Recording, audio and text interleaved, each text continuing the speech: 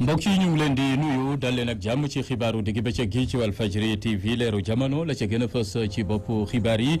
jafe-jafe ca Île à Morphil dëkk bi di Kaskas tëju na ci jamono ji dem ak dikk ba tàggatémbe na ndox mu bëree bëri moo fa wàcc ba tax na faf na dagg pont ba askan waa ngay woote wàllu foofee ca Kaskas jàpp Medina Njaajbe daa ngeen ci dégg leeral yi ci biir xibaar yi. Balantakunda ab dëkk la gu féete ca diwaanu Sédhiou lëndëm la dëkk ba def la ko sooke mooy ñàkkum courant ba tax na mu jural leen ñàkkum kaaraange gu tar foofee ca dëkk ba da ngeen ci dëgg leeral yeeg suñu naataango Lamine Bayo foofee ca Sédhiou bokk na ci ñu bëri ci Sénégal tàmbale nañoo ñaxtu ci doxalin ak taxawaayu réewum France fii ci réewum Sénégal jàpp ne lu bëri ci koom-koomu Sénégal France teg na ci loxo da ngeen ci dëgg leeral yeeg suñu naataango Khady Sylla moo ñu koy dégtal ndem si yàlla Bartolo Joola ñu ngi koy fàttaliku fi lekk ay fan fukkeeli anniversaire ak juróom benneel ba waaye nag ba léegi wàccaay gi taxaku ko demee noonu foofee ca Casamance ca Ziguinchor Amady Khalil Diémé moo ñu koy yëggee mbokk yi bu nes gisee ma dikk ak yéen ci yaatalum xibaaru diggi bëccëg gi.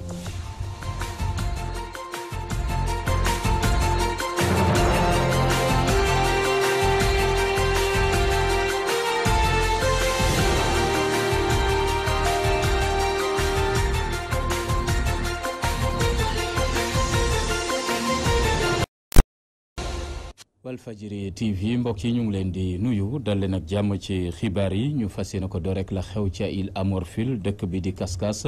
tëju na rap dem ak dikk ba tàmbale na tàggatémbe ndax ndox mu bari ga fa wàcc ba dagg sax pont ga nga xamante moom la askan wi doon jëfandikoo ngir mun fa jaar pont ba mujjee naa nërmeelu askan waa ngay am tiitaange lool ci googule diwaan di laajte ba say ndax ci Sénégal la ñu bokkam déet ña ngi fay woote wàllu dañ ciy teewlu abukan ca Île à Morphil. Île à Morphil di benn bande de terre nekk diggante Waalo ak ci fleuve Sénégal ak fi nga xamante ne moom mooy marigot la Doué daanaka at bu nekk gox gi dafay tëju ndax nawet yu bëri ndox ren itam situation bu ñu mel moom mooy xew fii ci diwaan bi taw bu bëri ak mbënn mi tax na itam que ren pont bi dagg ba askanu Kaskas ci jamono ji dañu tëju. mais quand même li ñuy xaw a métti rek moo di ko gis ngeen talibaa ngi nii encore depuis 30 ans nii lañ dundee. affaire bi vraiment pont baa ngi nii mënul fexe ba téye ndox mi donc pour ñu xam ne liggéey bi doonul lu yomb ñu xam ne fii liggéey bi vraiment bu colossal la ñu war a def fii pour que affaire bi ñu fexe population bi nekk ci diggante gi ñu mën cee mën a génn kon léegi ñun fi ñu doon dépenser 500 francs léegi il faut nga def 3000 francs gis ngeen ñi nga xamante ne léegi xool ay gaal la ñu mujj a jël avec tout avec risque am yëpp. waaye ak ndox mu daal ak tout ce courant là nga yëg ci gaal pour traverser xam nga loolu ab jafe-jafe la. Sénégal amee ba léegi day dagg rek bis bu nekk day dagg léegi daggaan na encore ñu ngi si jafe-jafe yeneen jafe-jafe mooy suñu daggee si Sénégal presque si Sénégal la ñu dagg dootuñ gis oto dootuñ gis dara. situation bi nag tax na tey que askan wi bu ñuy fajoo mbaa bëgg a dox ci seen i soxla coono ju tar la. yeneen jafe-jafe yi fi nekk mooy rek ñun suñu maladie déjà présent ci ay problème la ñuy nekk parce que situation bi mënoo fee traversé lu ak ku feebar. tur bi xoolal fii ba pété ça fait 50 kilomètres.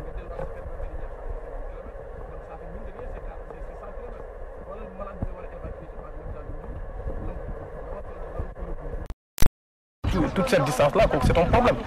donc ñun daal vraiment dañu bëggoon daal ñoom ñu xam ne daal fii nii vraiment jafe na lool ñaari entreprise ñu ngi fii waa Sosène ñu ngi fii Chinois yaa ngi fii teewul affaire bi dagg na te lu ñu gën a jaaxal ñun lu ñuy jaaxal ba jaaxal moo di que oto yëpp dañ taxaw c'est comme si chantier bi nekkul en cours. ñun instant bokkatuñu Sénégal parce que yaakaar naa dem Mauritanie gën a yomb dem Sénégal parce que bu ñu doon dem Mauritanie fii léegi da ngay jéggi rek. nga dem jënd li nga war a jënd nga ñëwaat léegi nag bu ñu nammee dem côté bii nii léegi fi nga doon fay téeméer boo mutul ay juróom-benn téeméer ngay fay pour dem vraiment loolu dafa xaw a métti quoi depuis 30 ans ngay dund même situation vraiment bëgg nañu vraiment ñoom ñu fexe ñu génne ñu situation bii sonn nañ. ngir lu ñu mel nag bañ a amati ñi yow fii ci gox gi la na dong la ñu laaj moo di ko bu ñuy tabax yenn ouvrage yi nañ ko jox ay entreprise yu xarañ fii ci Podor sa natango Abou Kane pour la télévision Walfadjri. ñu ngi koy jaajëfal Abou Kane ca diwaanu Podor foofu la ñuy bàyyeekoo dem ca diwaanu Sédhiou ca Balantakunda lu toll ci 20 dëkk ak benn ñoo ko seq waaye googule gox lëndëm la def ndax ñàkkum courant gu bëree bëri gu fa am jural leen ñàkkum kaaraange gu tar askan wa am ci tiitaange lool ca Balantakunda dañ ci teewlu Lamine Bayo. Saloum région Sédhiou nekk ci département Goudomp ci gox-goxaan bu ñu ne Yaram Balante dëkku fa nekk yëpp ñoom tey ji lu ñuy méttitu mooy ci lëndëm bu ñu dëkk ñàkkum courant te fu ñu toll ni lu muy jur mooy kaaraange joo xamante ni kenn xamul fu mu toll. Ils ont besoin d'électricité. Ni ay fonds de fonctionnement, ay réservoir et qui comment ça s'appelle encore gasoil la ñuy utiliser fii nii mais gasoil yi boo xoolee seen dépense bi ñuy joxe ci at bi dafa bëri trop. mënuñu ko qualifier donc dañuy gis ne suñu zone dañuy souffrir benn injustice bu nga xamante ne moom comme li ma ko waxee mënuñu ko qualifier maanaam ñun dëkk bi ci Sénégal la ñu bokk nous faisons partie du Sénégal ay Sénégalais la ñu mënuñu trouver normal nous sommes au 21e siècle gars yi toog fii ni ñeneen ñi di am ay courant ñun amuñu dara xanaa ñun bokkuñu ci Sénégal ay Sénégalais lañu comme les autres donc boobu injustice boobu dem na aussi beneen côté bu nga xamante ne moom jigéen yaa ngi fii ay yeneen jigéen ñu xamante ne ñu ngi ci yeneen dëkk dañuy bénéficier ay. di fàttaliku gox-goxaan yooyu dañoo am ubbite ci Guinée Bissau askan yooyu bis bu dee ñu ngi mettitulu ay daw fépp yoo xam ne dañoo jógee Guinée Bissau ñëw sàcc seen mala dugg ak moom Sédhiou Walfadjri rajo TV Lamine Bayo. ñu ngi koy jaajëfal Lamine Bayo ndem si yàlla batolo Joola toll na ci fukki at ak juróom benn ci ren gannaaw bu mu suuxee ci waxu Gambie yóbbaale lim bu takku ci ay bakkan ba léegi rongoñ yi feragul ci ndem si yàlla batolo Joola lu aju ci fàttaliku bekk anniversaire bi daanaka demeegul noonu foofee ca Ziguinchor doon lu askan wi jota métit lu dañ ci teewlu suñu naataango Amady Khalid Diémé. Ziguinchor dara wonewul justement ni si fan yi di ñëw dinañu commémorer li nga xam ne loolu mooy 16e anniversaire bu drame bi nga xam ne yóbbu na ay nit yu bëri lu toll si 2000 personnes ñoo si gaañu responsable association des victimes du Joola rek ñoo nekk di yëngu pour préparer bés bi population yi ñoom ñu ngi affiché benn indifférence bu total si préparatifs yi en 16 bu naufrage du bateau le Joola bi nga xam ne dinañ ko defaat ak ay doléances yu bëri Moussa Sissoko moom mooy président association nationale des familles des victimes du Joola. Américains yi ñoom dañu voté loi ñu décrété jour boobu 11 septembre journée des patriotes waaw ma jàpp ni ñun Sénégalais yi Américains yi waruñu gën a doon patriote aussi waruñu gën a bëgg suñu réew ak suñuy concitoyens. Robert Sagna yëkkati woon na kàddu naan président dina teew fii si région bu Ziguinchor le 27 septembre lendemain jour anniversaire. Il m'a appelé pour me dire que le 27 septembre, il va venir en Casamance. Mais il vient une fois pour inaugurer la route appelée la RN6. Il vient pour inaugurer cette route. Mais il va annoncer également d'autres projets. xanaa gàcce rek ak am li ma mi ak métit bi mënumaa comprendre bis bu toll ni 26 septembre ñëpp am lu xew Sénégal ay junniy doomi aadama ñàkk seen bakkan ci naufrage bateau le Joola Macky Sall ñëwul avant boobu mu xaar après anniversaire bi du ñëw pour wax lan Macky Sall amul benn considération pour Casamance yi boo fa am na fi ñëwul yaakaar naa ni Casamance yi war nañu ubbi seen bët xool ki fi nekk ni amul benn intérêt pour ñun considéré te mënumaa comprendre ay nit ñàkk seen bakkan ñëwloo foofu nga yónni fi ay nit yónnoo sax premier ministre ay nit nga yónni fi. waaw ñun bu ñu ko déggee très sincèrement dañu jàpp ni président ñun mënuñu maîtriser calendrier d'abord te su fi ñëwee pour ay projet ay programme ci intérêt population bi la te ñun ci population bi lañ bokk donc loolu mënuñu ko dàq dañ koy rafetlu mais dañuy jàpp comme ni nga ko waxee avant le 27 dafa am le 26 septembre muy journée bu mag a mag ci Sénégal fexe ba ñu génnee bateau bi ci ndox bi mooy doléance bi nga xam ne moom la responsable association yi nar a def ba tey jii benn décision nguur gi jëlu ko justement pour génnee bateau bi ci ndox pour permettre rek ñi nga xam ne ñoo ci des seen mbokk yi mën a porter seen deuil. Amady Khalilou Diémé Ziguinchor pour la radio télévision Walfadjri. jëfal Amady Khalil Diémé foofee ca Casamance dañu àddu ci wàllu koom-koom ñu bari ci sénégalais yi jàpp ne daanaka lu bari ci koom-koomu Sénégal France teg na ci loxo Dakar Times xëy na ko fësal ni ki démb jàpp ne daal lu ñu duppee France dégage kàllaama googee mu ngi tàmbalee fës lool ci réew mi naka la ko askan wi jàngate dañ ci teewlu reportage yu Khady Silla. teg loxo bu France amal ci suñu koom-koom nekk loo xamante ne jamono ji lu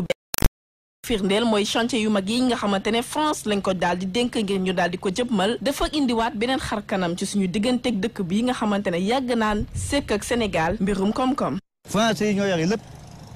luy comme français yi ñoo ko yore ñu teg loxo waaw ñu teg loxo dafa doy. mënuñu dem saa ñoom mënuñ dund sax sans France parce que moo ñu colonisé. ñun daal ñun ba léegi français yi ñoom ils ont la même mise sur notre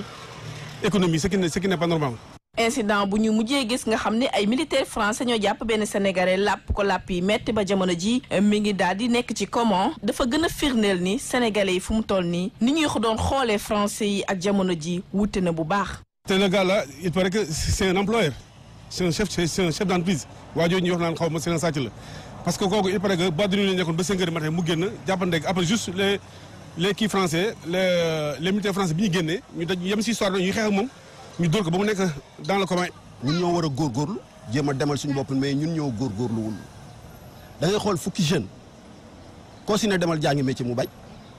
te bëgg a am dara munul nekk jamono ji xam nga jamonoy lan la ma wax la ko tey jamonoy liggéey am la boo liggéeyul doo am. su fekkee ñii dañoo mere France ñeneen ñii nee nañu boo gisee état daal di jël ndogal lépp loo xam ne ay grand chantier la daal di ko dénk France dafa fekk ni sénégalais yi ñoo xarañul benn yoon ci domaine yi. ñun suñu ouvrier yi amuñu macho boo xamante ne boo leen joxee yenn liggéey dinañ ko liggéey stade yi mënuñ ko liggéey tali yi nga xamante ne moo gën a ndaw boo leen ko joxee duñ ko liggéey boo xamante ne liggéey bu normal la. Sénégal xëy na développé xëy ani usine yi France ani transport bi. France ani agriculture bi France dañ ko bëgg a jox fu mu ne nii terrain yëpp ñoom lañ koy jox Auchan ngi nii. mais dëkk bi taux de chômage dafa gën a élevé te li ko indi mooy même kii bi terre bi kii ñoo ko yor Turquie ko yor mais c'est pas normal li Turquie di liggéey Sénégal ba nañ ko liggéey. aéroport Blaise Diagne ba léegi pareegul. morgue bi mu paree kii la pare Sibani la pare.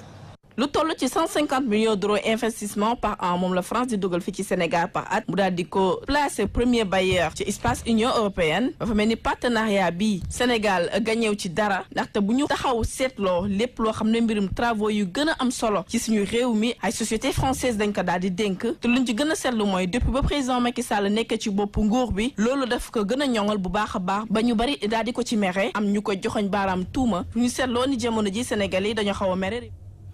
ñu ngi koy jaajëfal Khady Silla keneen ku mere doxalinu France na muy doxalee ci wàllu politique digganteem ak Afrique di Guy Marius Sagna njiital kuréel gu ñu duppee France dégage jot na ci indi ay kàddoog taxaw seetlu ga mu def métitlu ni ay militaire français toroxale kenn ci doomu Sénégal ba ci waxtu wi la ma nga ñaret ca lalu hôpital Guy Marius Sagna ay kàddoom ci micro Khady Silla. bëri ci Sénégal suñu ay mbokk yoo xam ne wax dëgg yàlla ci seen gis-gis ñoom dañ leen di ñàkkal fayda ba pare ñu fullal ñi nga xam ne ñoom ñooy doxandem yi rawatina doxandem yu bàyyeekoo France ku ci mel ni Mansour Kama waxoon na yàggul trop ne dafa mel ni politique u président Macky Sall ak gouvernement am politique la yoo xam ne dafay teral borom doole bitim réew di ñàkkal fayda doomu réew mi ñu teg si ay bés tuuti ki nga xam ne moom mooy béy di añ feelu ko ci gis-gis boobu dégg nañ par exemple suñu commerçant yi di wax Auchan dégage dégg nañ suñu doomu réew yi nga xam ne ñooy liggéey fële ci AIBD ne dafa mel ni foofu dañuy beral loxo français yi ak turquie yi di ñàkkal fayda doomu réew mi problème bii du doomu France du français bi mbaa française bi problème bi système la boo xam ne jatang la tënk ak tënk bi ñu tënk réewu Sénégal ak askanu Sénégal boo xam ne d'accord mooy wëyal maam dañ ko doon xam jamono njaam ak jamono colonisation loolu buñ ci boolee ci ne dimanche 16 septembre bële passé ci la ñu gis ay militaires français ñu dóor ba gaañ suñu mbokk Omar Watt dimanche ak léegi mu ngi dans le coma loolu day daal di yokk gis-gis boobu day daal di yokk mbeñum doomu France li ngay firndeel bokk na ci tey jii nii boo duggee ci internet bi Facebook ak ñoom seen da ngay gis doomu réewu Sénégal yu bëri ñoo xam ne dañuy ñaawlu ba fu ñaawlu yem li nga xam ne doomu France yooyu militaires yooyu def nañ ko suñu mbokk Omar Watt donc loolu daanaka c'est normal ci sama gis-gis mu jur li nga xam ne moom mooy mbeñum France mbeñum surtout doomu France. mangoog lu aju ci géew politique bi Karim Meïssa Wade mooy candidat bu PDS njiital PDS ca diwaanu Thiès jot na ko dëggal Mamadou Lamine Massaly yekk na lu mel ni xeme nguurug Macky Sall gis ne nguur gi dafa télé ci jamono ji munta saafara jafe-jafe askan wi lu aju ci parrainage beeg na muy doxee jot na ko métitlu dañ ci teewlu Mamadou Lamine Massaly ay kàddoom ci micro Ibrahima Ndiaye. li xew si réew mi askan bi gis nañ ko jafe-jafe askan bi Sénégalais yi ñu ngi koy dund guddi ak bëccëg nguur gu tële nguur gi nga xamante ne yaakaar gi Sénégalais yi ak askan bi amoon si ñoom tas nañ ko tey nguur googu tey ñooy def escroquerie politique pour insulter conscience su Sénégalais Sénégalais yi di ut ay signature di mbubboo turum Karim Meïssa Wade nañu xam ne tey dañu ñëwoon sax nam deet duñu tontu ab Mimi Touré bi nga xamante ne ak ñi mu àndal parce que nit koo xamante ne say wax jartu dóor sax doom tey crise politique bi nga xamante ne moo am Sénégal tey moom am na ci part de responsabilité ñun benn candidat la ñu am mooy suñu plan A di suñu plan Z muy Karim Meïssa Wade te ñi nga xamante ne ñoo mettre sur pied seen parrainage bii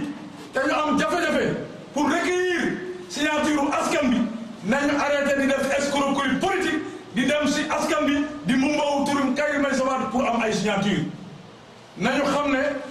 mettre nañu sur place le parti démocratique sénégalais ak comité de bastonnage que képp ki nga xamante ne yaa ngi mumbawu turum Karim Meïssa Wade pour recueillir ay signature lu la si goobee na nga ko gar te xam ne jóg nañu taxaw pour faire face à ces gens-là kan nañu xam ne tey PDS mu ngi liggéey encore bokkaan ndey bokk bay pour teeru suñu candidat Karim Meïssa Wade pour porter ko à la magistrature suprême benn xoppatal benn tuumaal benn wax mënuñoo gàkkal fi nga xamante ne fa la ñu jëm nañu xam ne ñi naan Karim Wade am na fi facture Karim Wade amul benn facture ba nga xamante ne amal na ko askanu Sénégal bi nga xamante ne moo nekk tey seen xol pare pour porter ko à la magistrature suprême benn ñaar Karim Wade amul lenn loo xamante ne yoral na ko nguur gu télé gi nga xamante ne moo fi nekk. ñun dañoo soxla ab chef religieux mais soxlawuñu ab guide politique nous n'avons pas besoin de ça ñi ko moom nag xam nañu seen bopp ñoom la ñu tontu. mbokk yi lu nuyoo tàggatoo jot na ci xibaaru digg bëccëg gi jaajëfal Cheikh Tidiane Diop mi ne woon ci machine bi El Hadji Ousmane Sène ne woon ci réalisation xibaar yi di leen jaajëfal ci ànd beeg Walfadjri ñu yendoog jàmm ak programme leeru jamono yàlla na jàmm yàgg sax fi dàkk ci loolu.